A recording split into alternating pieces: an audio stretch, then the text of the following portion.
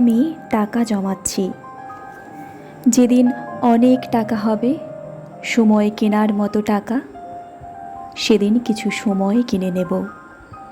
যারা প্রতিদিন, প্রতি মাস, প্রতি বছরে বলে যায়, খুব ব্যস্ত, সময় পাই না, কাজের চাপে মনে থাকে না, তাদের সে কেনা সময় ধার দেব। সময় কেনা হয়ে গেলে আমি আবার টাকা জমাবো। এরপর কিনব অজুহাত। পৃথিবীর সমস্ত অজুহাত কিনে জমা করব। সময়ের অভাবে, অজুহাতের কারণে কেউ যেন আর প্রিয় মানুষদের ভুলে না যায়। তাই অফুরন্ত সময় আর শূন্য অজুহাতের এক পৃথিবী বানাবো।